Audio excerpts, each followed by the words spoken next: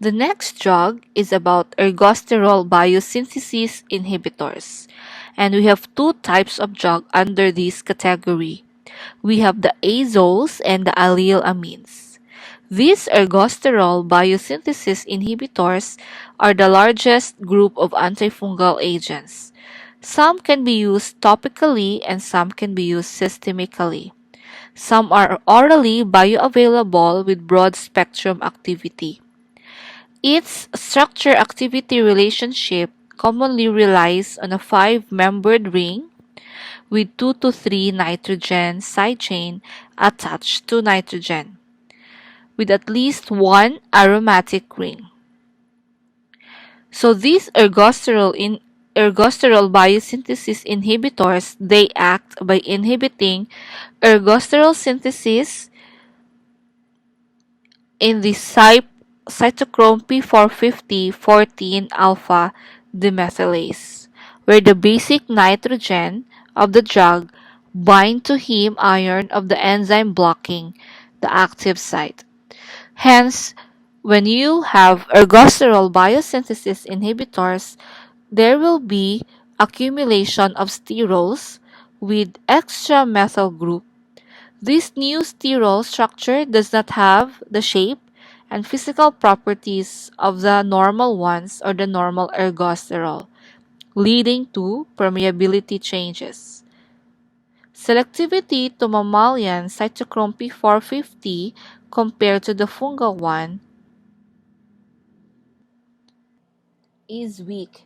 Hence, some drugs considered human cells or healthy cells as target or as fungi that, that leads to serious drug-drug interaction in some cases of azoles and allylamines.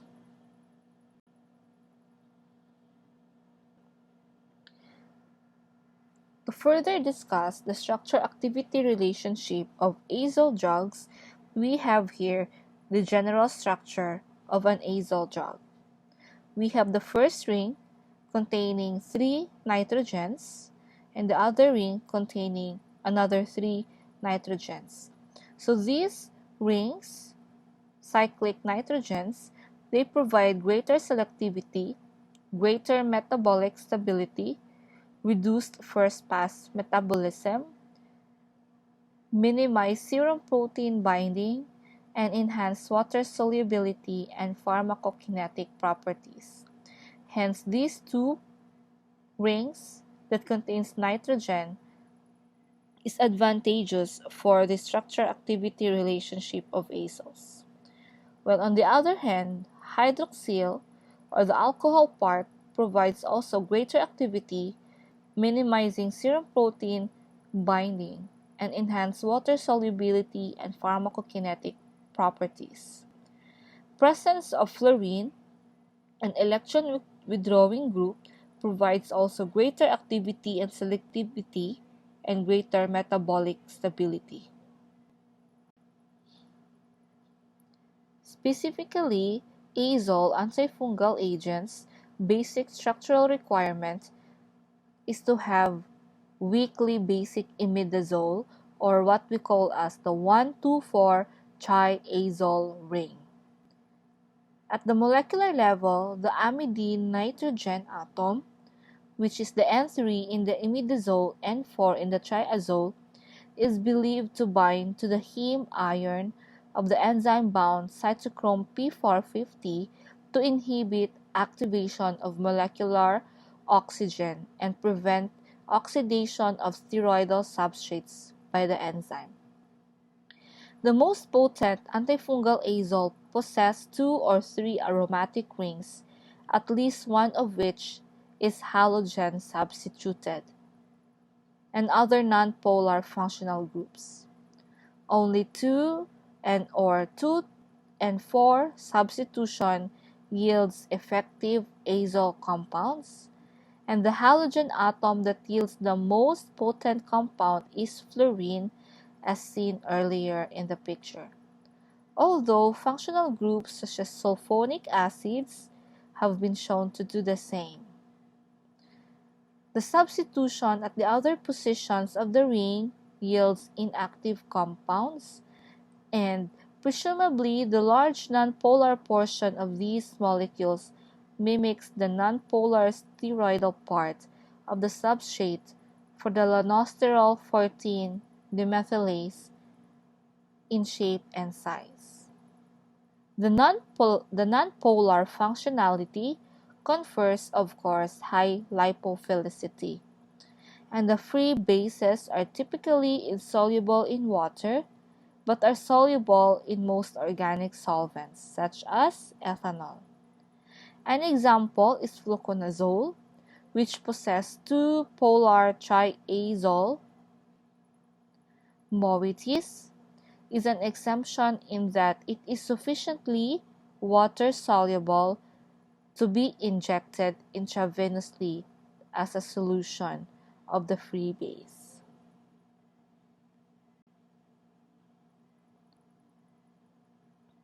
So this is the detailed mechanism of action of our azoles derivative. In the production of ergosterol, squalene is converted by squalene epoxidase to squalene epoxide, hence further converted by the squalene epoxide cyclase to lanosterol. This lanosterol will be converted into ergosterol by the enzyme lanosterol 14-alpha demethylase. This lanosterol to ergosterol is being inhibited by azoles by counteracting on the enzyme lanosterol 14-alpha demethylase, which leads to accumulation of sterol or lanosterol with extra methyl group.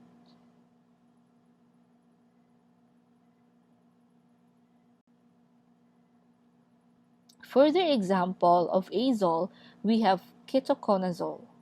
This is an imidazole derivative that is orally active for systemic infections.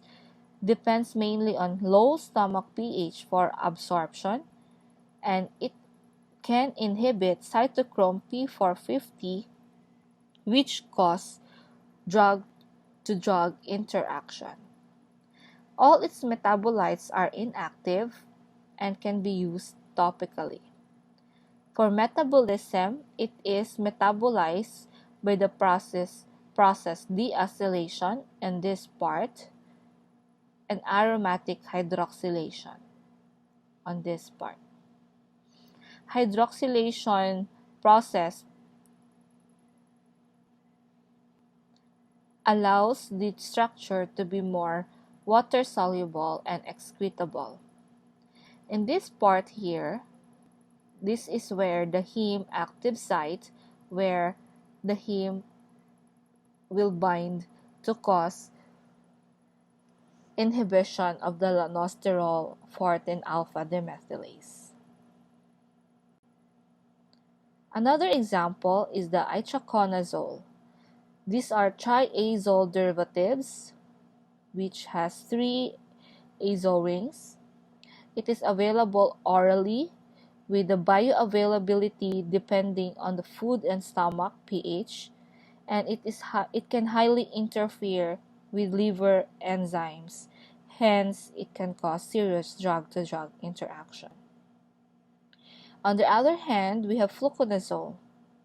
It has equal bioavailability, and it is available via oral, IV, and it can cross blood-brain barrier.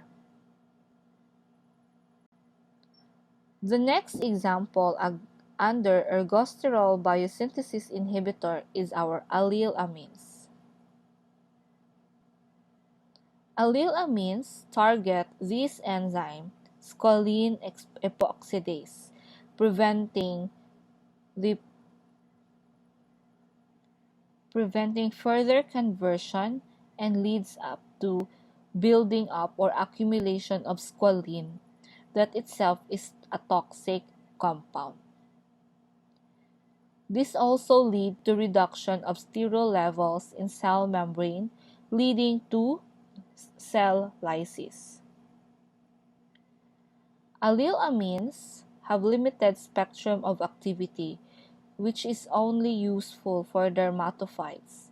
Products include naphthene, terbinafine, and tolnaftate.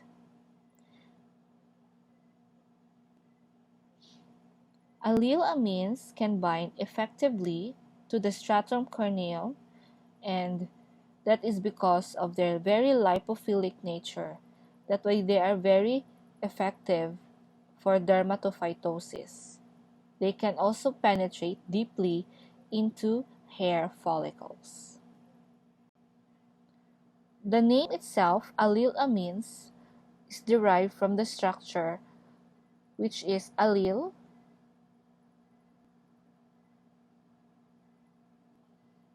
In chemistry, it is adjacent to the double bond.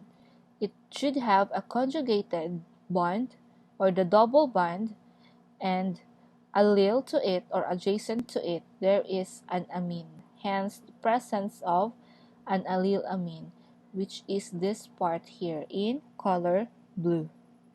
So we have terbinafine and naphthene. These are common antifungal and allylamine drugs. The next drug that has established structure-activity relationship is the non-polyene antifungal GRISEOFULVIN. So this drug binds to microtubulin, interfering with microtubule function, thus it can inhibit mitosis. It binds to keratin in keratin precursor cells and makes them resistant to fungal infections. It is only when hair or skin is replaced with the keratin GRISEOFULVIN complex that the drug reaches its site of action. GRISEOFULVIN will enter the dermatophyte through energy-dependent transport processes and bind to fungal microtubules.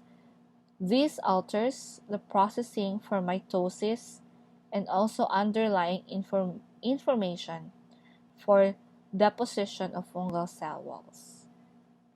So the brand names available, we have Fulvicin, Grifulvin, Grisactin, and for the spectrum of activity, it can be effective with Trichophyton, Microsporum.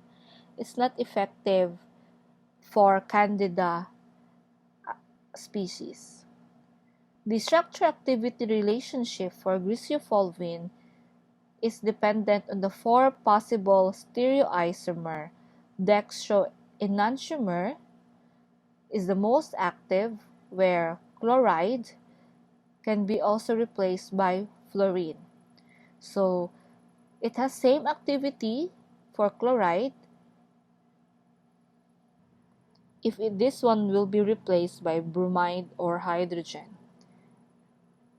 There will be decreased activity if there is a placement of halogen on carbon 5, and decreased activity if there is a replacement of methyl on ring C here with either propoxy or butoxy function. After robust study, this is the most desirable structure for GRISEOFULVIN, and no other area for substitution is recommended.